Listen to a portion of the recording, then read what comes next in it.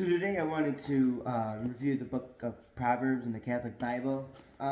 This is written by King Solomon, known as the smartest man to ever live. However, often by too many smart men, thought too much with his penis. Woman told him to cut his hair. He cut his hair, lost his everything. But the book of Proverbs. It is a good book on how to live. It does always kind of basically tell you to do the right thing, and good things will happen to you. Do the wrong thing, bad things will happen to you. It does say though that ruthless men gain wealth, and merciless men they ruin themselves. I'd be interested to see what the difference is. What he means by ruthless people get wealth. I don't necessarily think that wealth is necessarily a bad thing. However, looking over at the Proverbs again, don't do crime. It's this fool's game. Attract knowledge, listen to knowledge, gain knowledge.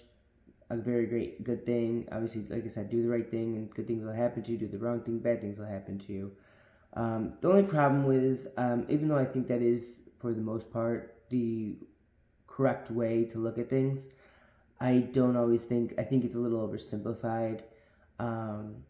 I do think that maybe The Prince by Machiavelli is a little more accurate in the way that it says how to adapt to different situations.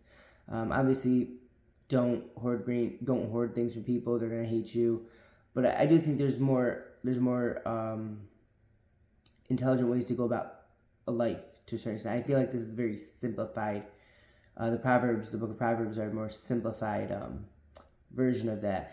And that's what my criticism would be about the book of Proverbs. Even though I do think more times than not, it's a good book to live by. Do the right thing, good things happen. Bad things happen if you do the wrong thing. I think it oversimplifies it. It doesn't take into in a perfect world that works, but in a real world, it's not always that simple. I don't believe. Like Alan Greenspan in the early 2000s, the dot-com crash, he believed that bad companies would come home to roost and the market would take them out. Didn't really seem to be the issue, and obviously it caused the dot-com crash and all the fraud to follow that.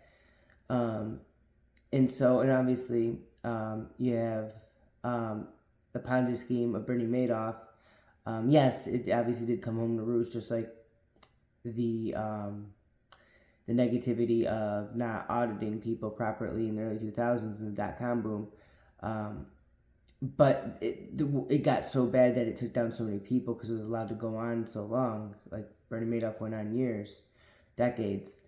And so I do think that you do have to use more situational awareness when dealing with life than maybe the Proverbs lend themselves to. I don't think life is that simple that... even if you'd say run a business, there's supply and demand.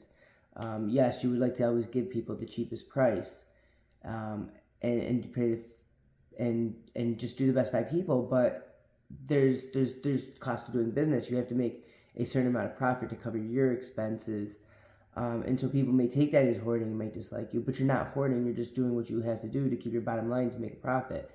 The same thing in life. In any dealing you make, you don't always want to show people your hand, right? So you might not do the best thing by maybe what someone may say is honorable, but it is the best thing for the situation, because if everyone's always so perfect with everyone, you don't always get a better price. You don't always get a lower price. So there are certain situations, and I just think that the book of Proverbs oversimplifies things and doesn't take real life instances into account enough. And so I do think that overall it is a good book to live by. It is an overall positive output, but I just think it's oversimplified, and I think if someone were to read it and not have that ability to adjust, and because some people don't analyze information and adjust it, they take things almost too literal, and I think for that person that it might not give quite the whole story of a good way to live. Even though it gives a good framework, I don't think it gives the quite. So that would be my criticism of the Proverbs, and that's my opinion. If you have any if you agree with me, let me know. If you don't, let me know. Have a good one.